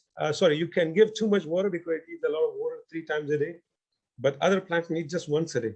So same, each and every individual child is different. It need a different attention, a different environment. It need a different location even. So more or less, you never blame the lettuce. Yes. Yet if you have a problem with your friends or with your family, we blame other person. Yeah, and this is very normal. But if we know how to take care of them, they will grow well. And yes, I'm not saying they're lettuce, but take them as a human, as a children. Yes, they will grow well. And this will be a positive effect on all of them. And none of us they never try to encourage ourselves to blame ourselves for being the owner of the lettuce. So sorry guys, I'm going to take you out of the lettuce. Yeah, I'm sorry. I think you guys getting hungry now. Okay, skip that. All right, this is a good way. If a child is not behaving, and this is usually happening in each and every school, this is a good way. We give them a timeout, we put them outside the classroom, or we just stand on the child and keep, yeah, you're the one disturbing whole class. Is this a good way? Of course, all of you will say no. Yes, it is not a good way. So what is the good way? Yes, we're going to go and we're going to discover what is the good way. Punishment. Yes, we need to punish them. Everybody believes that. Everybody gets so happy that, oh yes, if the child is not behaving, I'm going to talk to the principal. She will call the parents, and parents going to deal with it, and they're going to punish the child. But these kind of punishment will create a lot of fear in their mind, because punishment is not the resolution of the behavior to stop. One thing you might try to stop, but it might come out in a different way. We try to make our children by this way not to like me, not to like the environment, not to like the school. Next day he will come up with I'm not going to say it, with a swollen face. Maybe mom beats or dad beats him because, wow, you did this to this one and you did this. No, I'm not going to take responsibility right now about the parents, because the parenting is a different story, how we can educate them, how we can give them the guideline to treat or deal with their kids. But you as a KC, you guys need to know the punishment is not the solution, because it might lead to a kind of a different aggression. It might lead to a different behavior, which you're trying to block one, but it will create a lot of disaster. So please do not think about the punishment. Yes, there is a way. And I will give him a label, and I have already given a label here as a punishment, because you can decrease the behavior by doing a different kind of things, like positive punishment and negative punishment. Yes, always keep in mind there are two ways. Timeout is the best way, but it only can work with the parents. And especially if I'm a father and if my daughter, she does something, what I do, I'm going to tell her, okay, I'm going to take out your phone for a few hours. You're not allowed for 3 hours because you didn't do your homework. You didn't do this, you didn't do that. But instead of, I just pick her up and start spanking her or beating with a stick, because this is completely a negative behavior. It might lead to something else, a fear, or maybe more aggression. Because once you try to talk to or giving a punishment to the elder child, so he's going to definitely take it out on the younger one. And this is usually happen in schools. If the upper grade is having a punishment from somewhere, in a break time, they go and they just for this no reason. We call it for the God's sake, they go and they keep pushing the young kids, even in the school, in the playground. Why? They're just playing, they're running, and that's it, because they want to take out the frustration. So this is usually what happens. So we need to think about the intrinsic motivation. I already discussed this intrinsic motivation, but not in details. I will just highlight it to you. That do you think that the punishment is the solution? Of course not. So how are we going to improve this intrinsic motivation? It is from inside. You have to create inside of them the pride. You need to give them the interest, because through this interest, through curiosity, you can see in the stomach of this guy, he's having the curiosity and he's having achievement and he's interested in something because he wanted to do it. And this is about learning. And external is external. We're praising them, we punish them, we're giving them the rewards, we're giving them the marks, we're giving them candies and all of this. So do you think right now, after this session, which motivation we should use? Which one we need to encourage? Intrinsic or extrinsic? Definitely intrinsic, because at the beginning it might take few weeks or maybe few months, but for the rest of their life, yes, they will be done. They always don't need somebody to clap. They don't need to look for the grades. They don't need to look for money. We have to do something good for the sake of good. I do not need to overspeed because I'm worried about the punishment. No, I have to do it because I feel proud in myself that yes, I'm a good human and I care about the environment. I care about the others. So these are the things which we need to um, work on it, and I hope we can achieve this. It's not such thing which is difficult. How about this one? I choose this picture, but if a grandma having a 100 years birthday party, but she light up her cigarette and she's thinking that, okay, there you go. Do you think that she's setting up a good example? Yes, of course not. Sometimes we, as an adult, we do something. We're trying to encourage extrinsic and intrinsic motivation. But I, by myself, sometimes I do something in front of the children, which is completely wipe out. And please, you need to think about this as well. Don't be like this grandma. I'm sorry, but I don't want you to say that you need to light up the cigarette from 100 years old birthday. But please do not try to think about something like which you feel I'm telling children to do something, but I by myself doing something else. So yes, this picture was just for to make you laugh or smile at least, because it's getting too boring. We're getting into too much details and terminology and stuff. But I like this picture because she's setting up a great example for me that she's still happy and she can smoke 100 years. Okay, that's just a joke. Now we're coming back to this, as we discussed about extrinsic and intrinsic motivation. But media is playing a great role, because I, as a teacher, I put my tongue on the top of my head. I'm telling them, but when it comes to this media, so what media is doing, can you imagine? The higher animal species, as a human, especially we are human, learn through observing and imitating others, which is true. And modeling behavior shows how something is done, whether negative or positive. We all watch YouTube videos.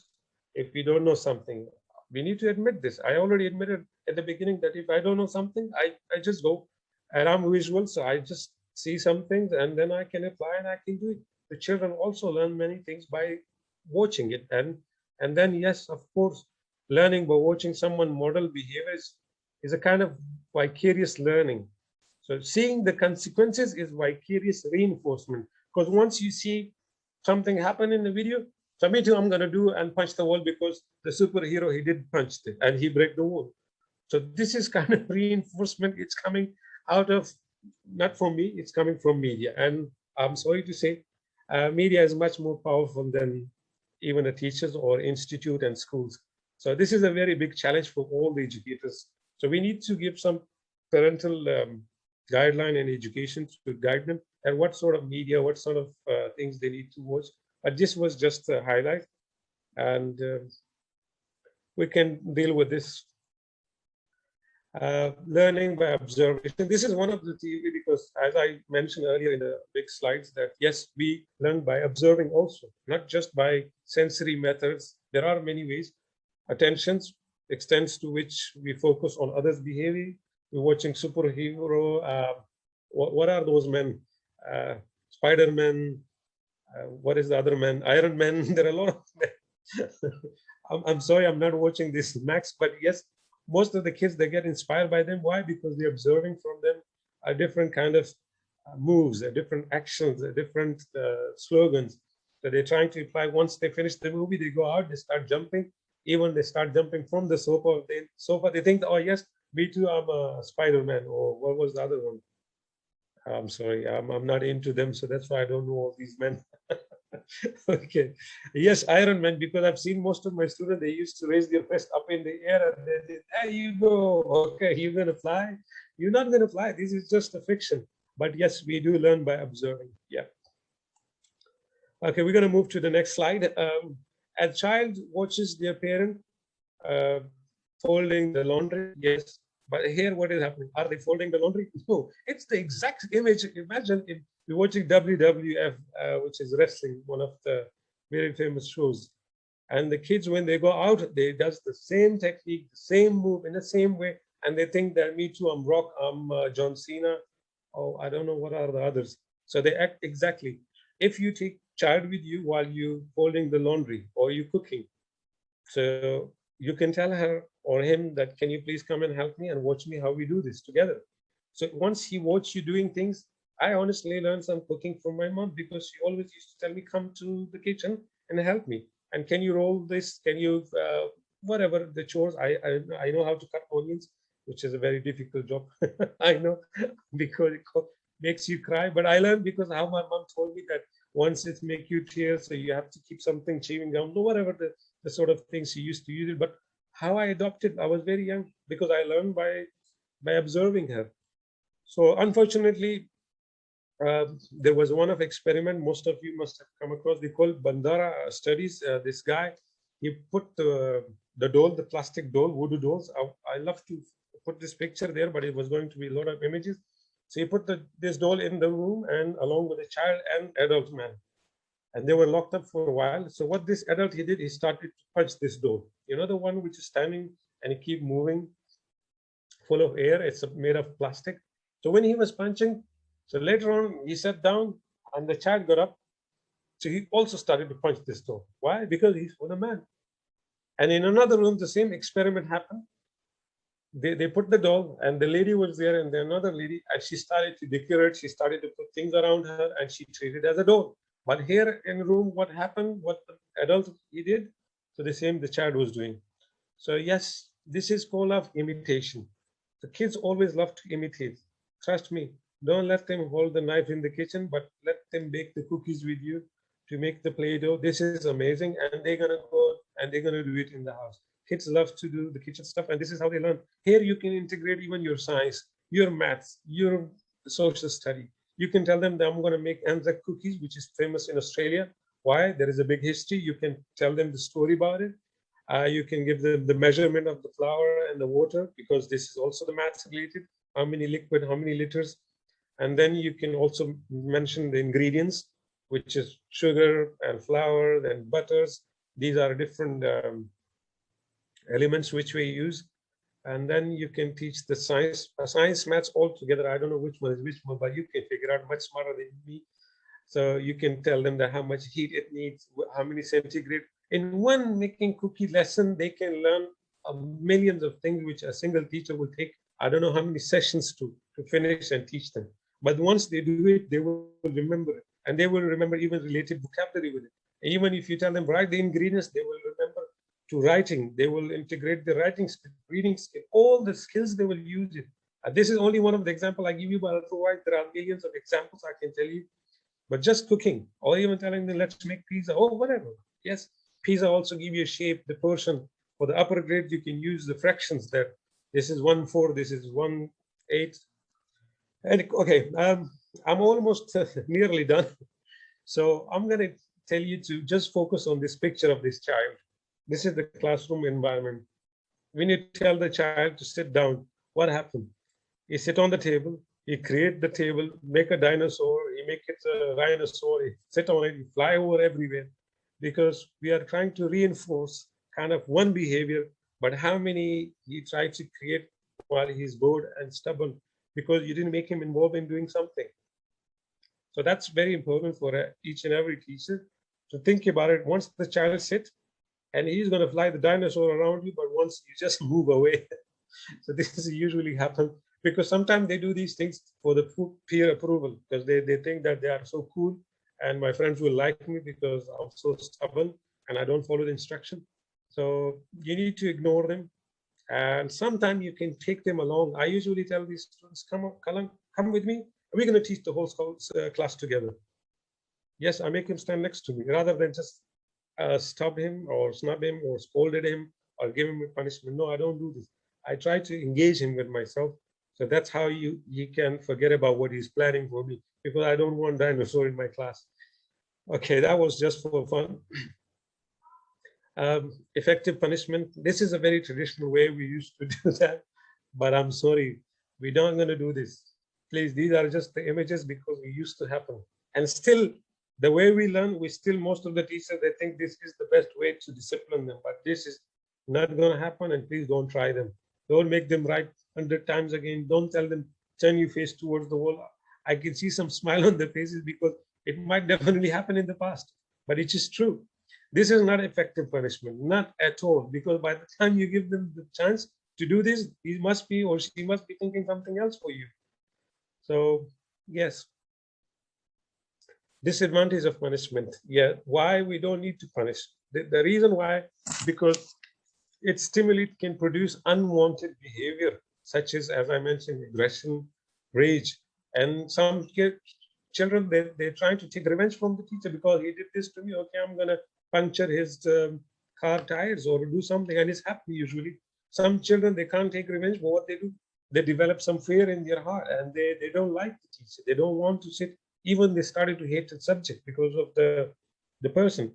Instead of one behavior to change, we develop and we emerge multiple behaviors, and these are all the disadvantage.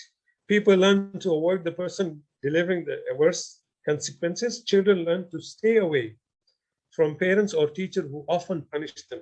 And trust me, if you really like to punish them, the children will never ever like you. Can't just merely, we can suppress the undesired behavior, not totally eliminate them. If you think that you're the one who can eliminate their behavior, never. A child may not learn correct behavior by punish alone. We can coach them, we can train them, we can reinforce the positive behavior, but we can't encourage or develop or stop a certain behavior or unwanted behavior.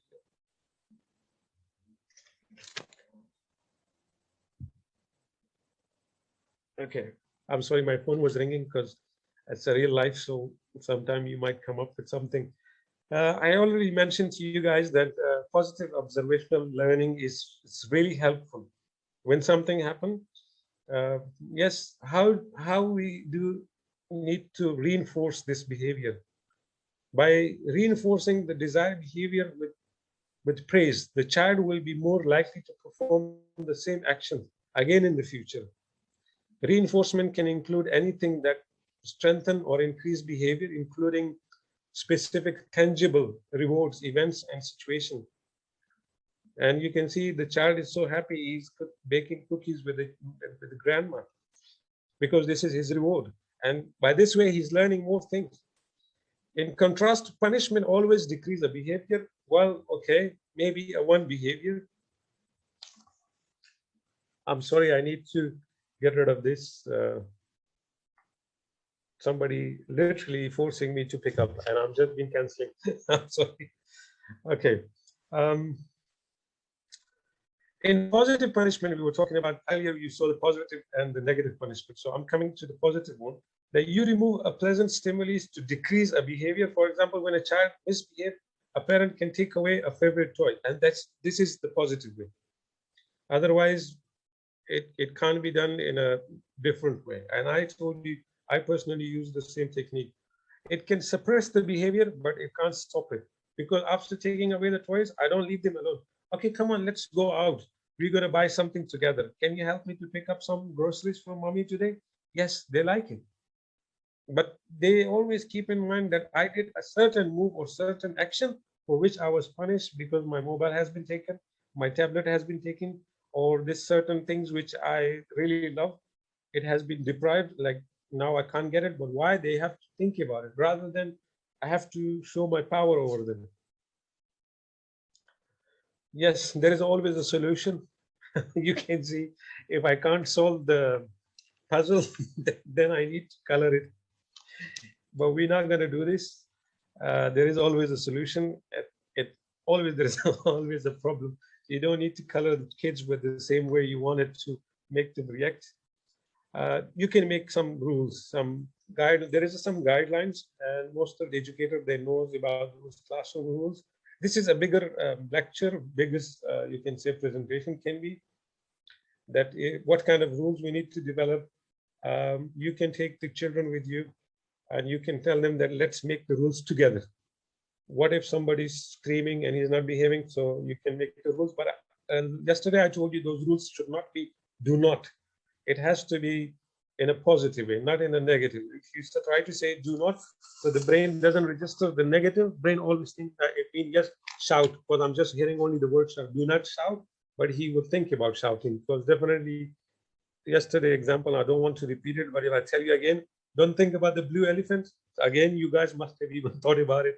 So yes, because I'm telling you not to think about it, but you think. So that's why whenever you make rules, please make it in a positive way and encourage the students to help you. And you need to post those rules in a location, in a different location, even in the classrooms, even in the corridors, in a hallway, even wherever the rules need to be required to be followed.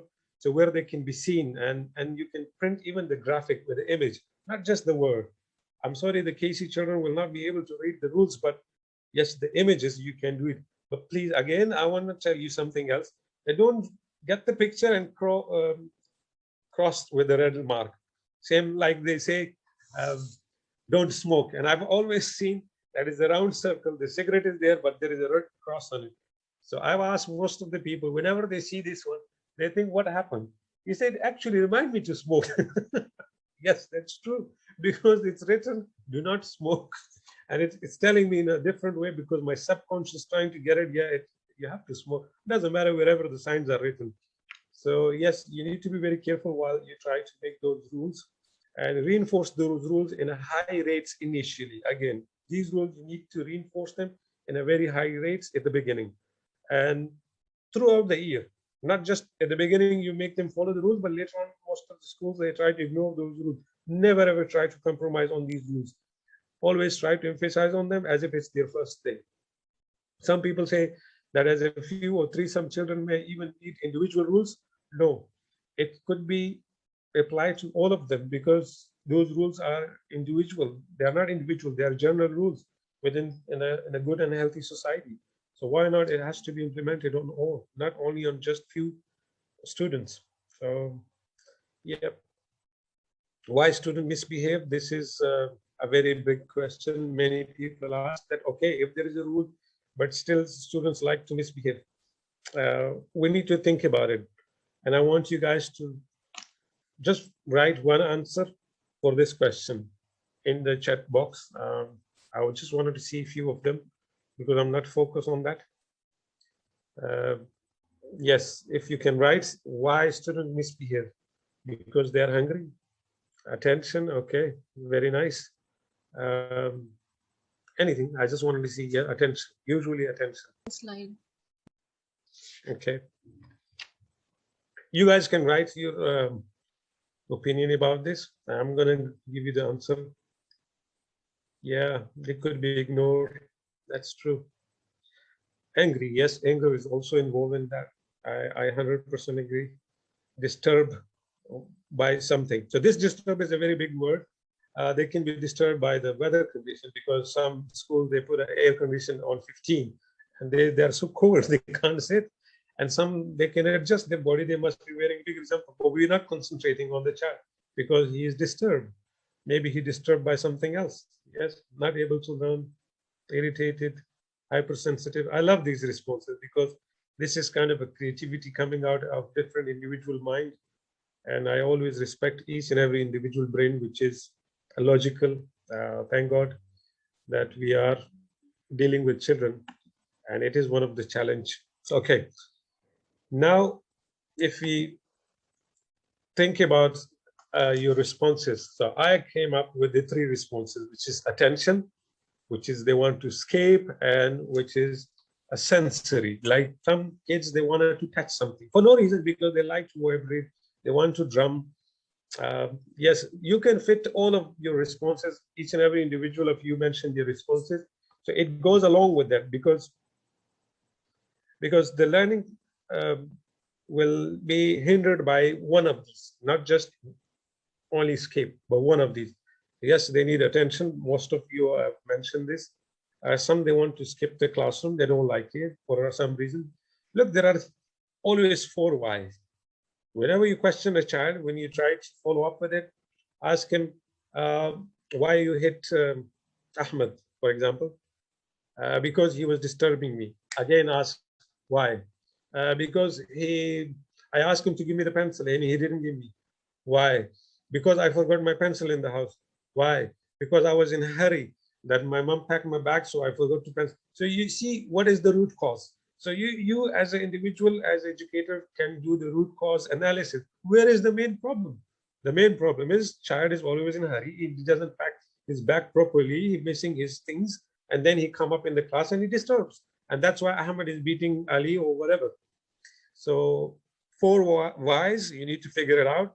Take a record of them and then think about it, whether it's one of them, he just want to seek attention, whether he just want to escape, or whether he just like to Fidget. Yeah, you know, nowadays these fidget toys are everywhere. They like to play and spin and touch and vibrate.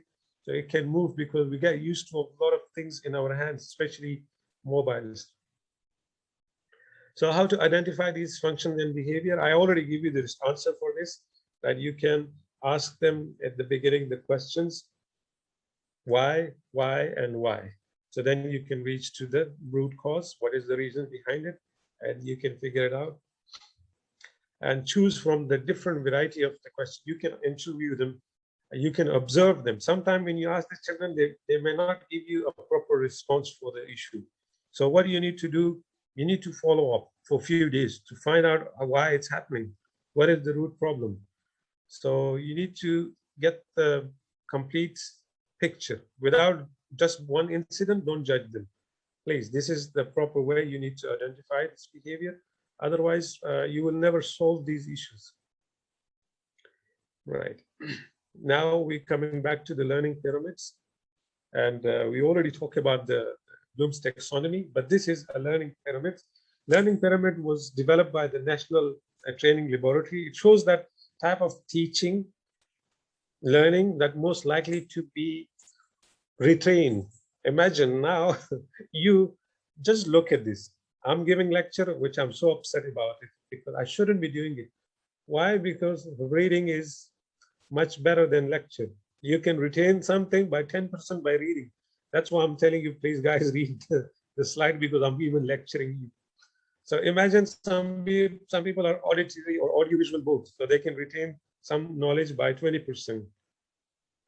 Some people wants to see something is happening in front of them, like a role play model. You can demonstrate so they can retain the knowledge.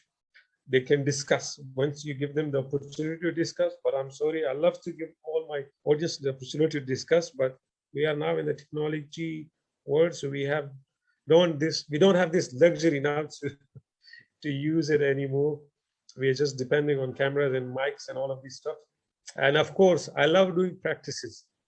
I wanted some of my people to get up and try to act in a certain way. So I wanted to do this role play within my professional development training, that once somebody behaving in a different way, so how you deal with it. Yes, and especially when you try to teach them, this is the best way. This you will never ever forget. So sometimes you need to put the kids in a group. You tell them, okay, can you tell what are the names here? Seema and Shelly, can you tell each other that what are the most important point which we discussed? So when you try to teach other friends, then automatically your brain will start working to recall all the info which you gain. So you can improve much better than even memorizing. And this is the last quote. I really like it. It always inspired me. What is the meaning of personalized learning?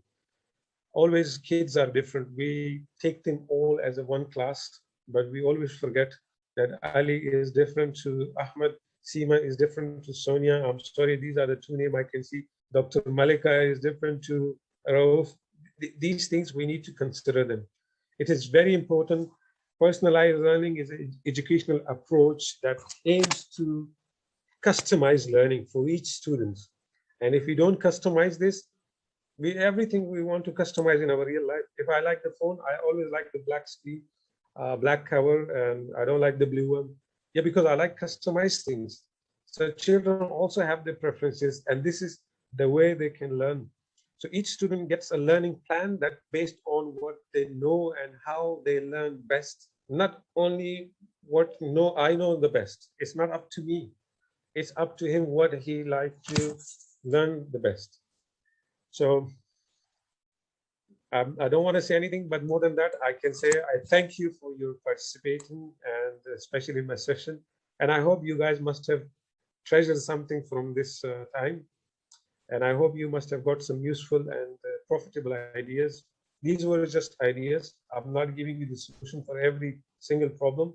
Things are being highlighted today's session. Your brain has been triggered to think about those, and you are educated. You can figure it out. You have the skill now. I gave you literally the skills. So how to go forward and look for each and every single aspects of children and work it out and make the best out of all of this. Once again, thank you very much. Thank you. Mr. Rauf, I must say one thing over here. Though the movie is over, but actually I feel like that the sequel is running. You know, we are Yes. about to look forward to the sequel, part Okay. 2. That is what, because you know, the presentation, the explanation was so amazing, and you could actually see the chat box full of all compliments coming from you, and especially the first slide, I must say that was the showstopper, because the beautiful strawberries and the chilies, you know, which you have shown to us. Actually, you have sent me to the kitchen of mine, you know, because chilies, that is the spice of my life, and strawberries, actually that is what it is meant for my kids, in which I prepare smoothies and all. So it is all, you know, you talk about the senses and all, and then you know it is a part and parcel of it. And the second slide, which was, you know, very very eye-catching, was a curiosity. Actually, by showing that slide and by explaining the curiosity level between the conversation between the grandpa and that small child, you know, you have actually transferred each one of us to become the grandpas to the small children, because that is how the learning should start, you know. So that was the best thing, and the other slides also, and the explanation, you know, that was mind-blowing. And whether, you know, the grandma with that 100th birthday, you know, knockout, you know, but that can be a bad example for somebody, but for me it was something very positive, because 100 get going on, bang on, and enjoying life. So that is, you know, that is fun. You know, she is not sad, she is not upset. So it depends upon perception to perception. For some it can be a bad example, that you know, she's just lighting a cigarette. For me it was a positive, because it was all enthu, it was all positive. So you know, it depends upon person to person, it depends upon perception to perception. But whatever explanation in the slides, you know, it was mind-blowing. And I think the audience, if I could look at the expression, Sonia is just smiling like anything. I could see a sweet smile on Navleen, and a ravishing Dr. Malka Greva. She's always full of smiles and laughter, so need not say anything. And even Rajbir and Shweta and whoever is right now sitting in front of me, even Seema and all, you know, everybody, because I was observing right from 5:30 until now it is 7:16. But you know, it appears as if, you know, the climax is not there, or even if it is there, then you're waiting for the sequel to run over. So Mr. Rauf Khan, we will not leave you. You know, you don't think that this is just a 2-day training session of yours with Kids Captivation. You are already with us, and just block your dates, whatever dates we will be giving you in future, because this will be in, and that is what I can comment, and I can actually look at the participants reactions and all. So this is an open platform now for all the participants. You can switch on your video, and if there is any question in your mind for our dear Mr. Rauf Khan, you can just put in your query. You can raise the hand, we can unmute you, and kindly come forward for any question on the presentation given by Mr. Rauf. Over to you, our sweet participants.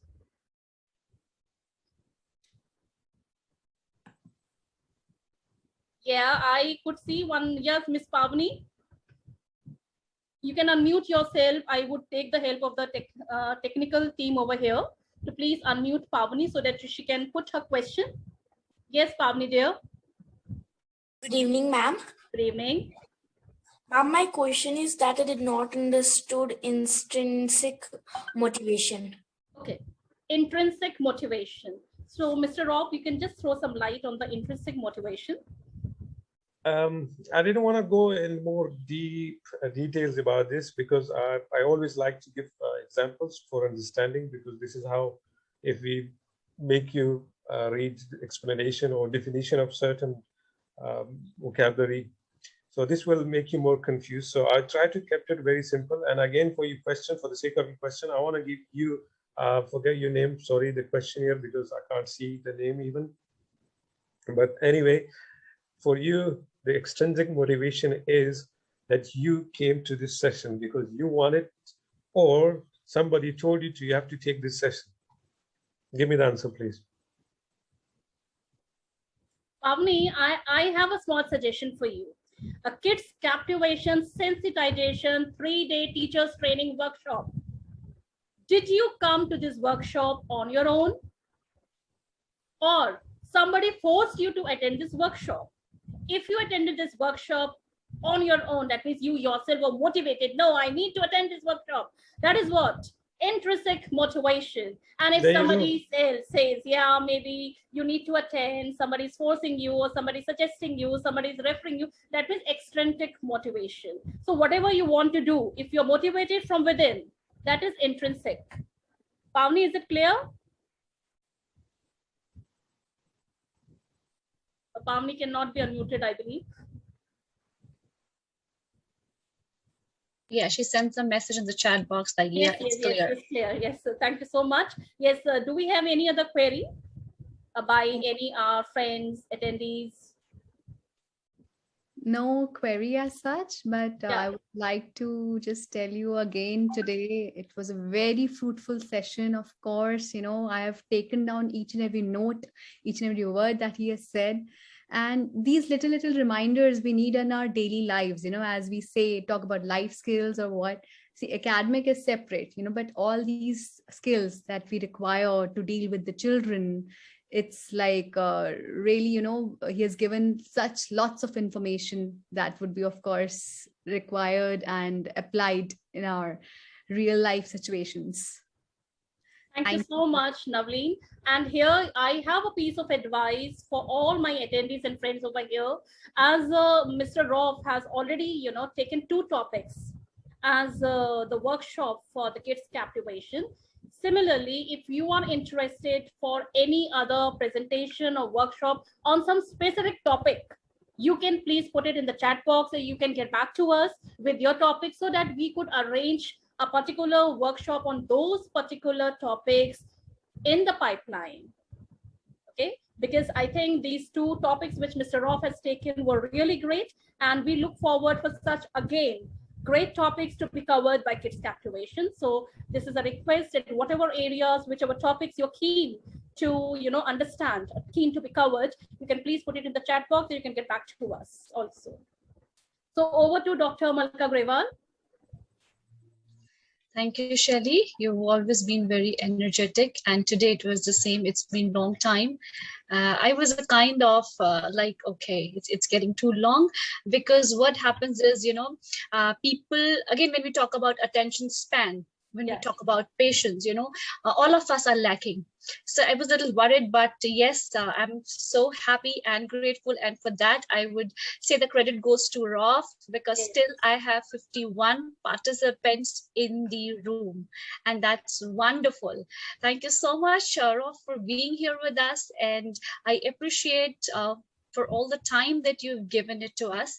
And of course, since it was a 3-day program, we did look forward that the entire program should be taken by you, but again, due to your own occupancy and you know, commitments, I do understand, and I would never tell you even once that, Rauf, you need to take it.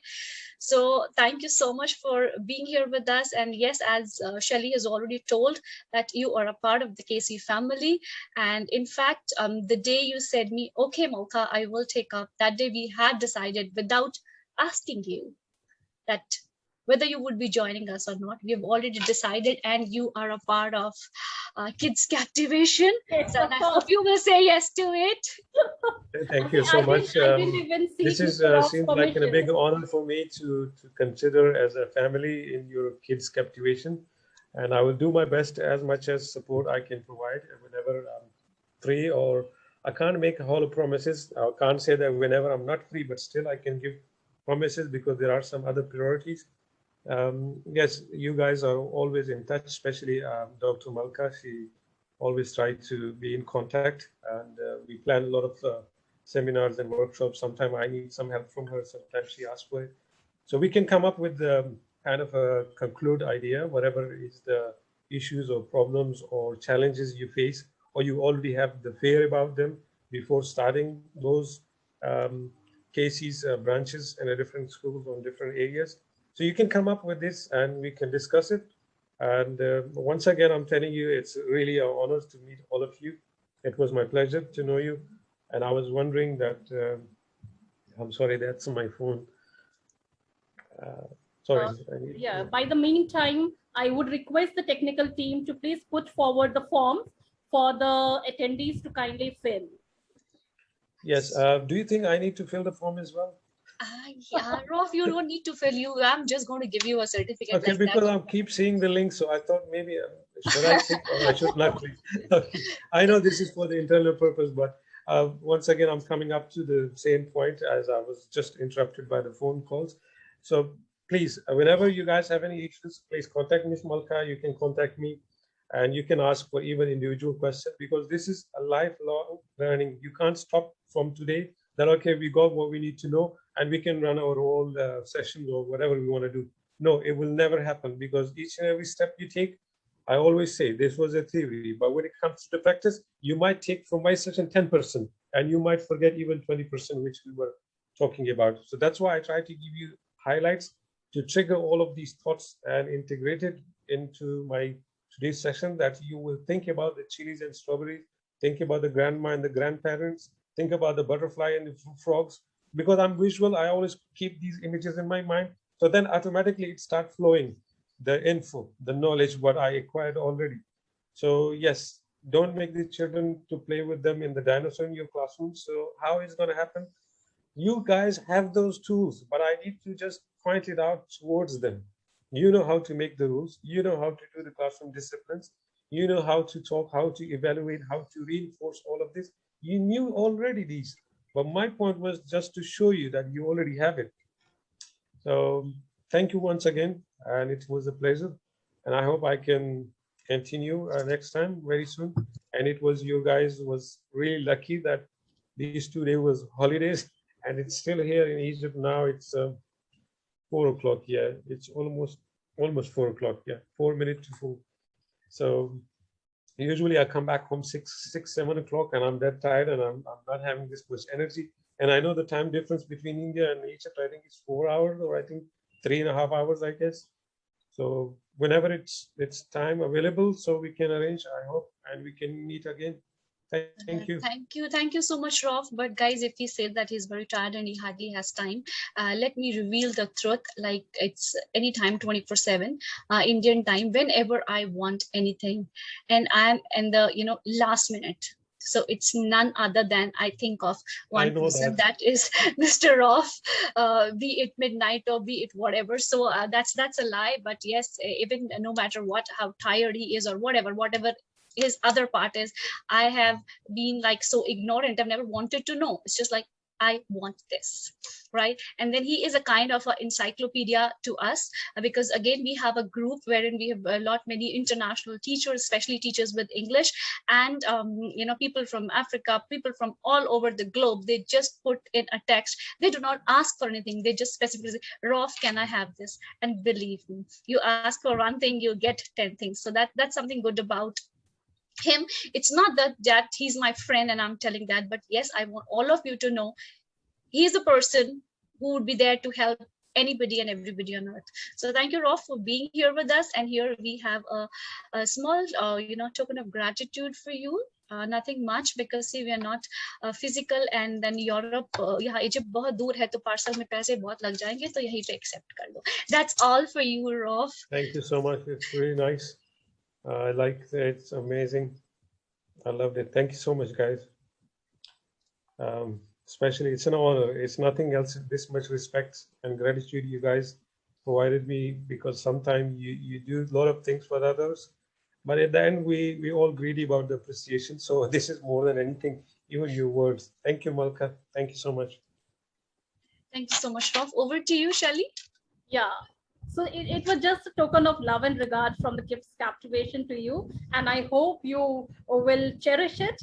And I am pretty sure, see, you are a busy man. We know you have a chock-a-block calendar and everything. But I don't know, somehow I'm getting the positive vibes that we will be meeting once over again with a fresh, new, invigorating session, with a new topic, and with more and more of butterflies and strawberries and chilies.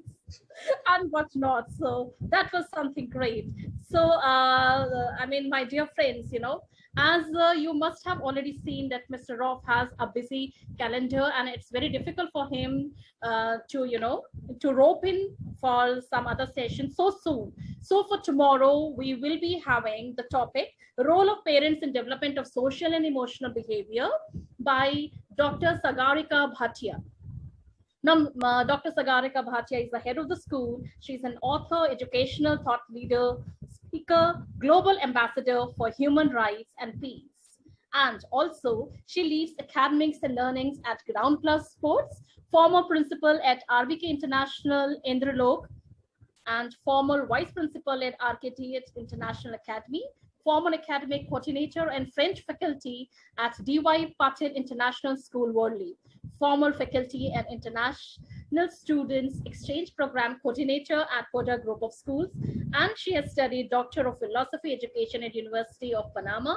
So she's a master trainer for tomorrow with the topic role of parents in development of social and emotional behavior. And I think as we have already seen the two great sessions with Mr. Rauf, and I think tomorrow we will be concluding with the session by Dr. Sagarika Bhatia, and I would like to have the same kind of enthusiasm and participation level of the attendees as we already had with Mr. Rauf Khan. And as soon as the 3 days will be completed, the 3 training sessions will be completed very soon, you will be getting your certificates for that. So I believe it was a good training session, and I think it was very fruitful, and we should owe it to Mr. Rauf and the great patient level of our attendees also, because I love the way you are still here with us.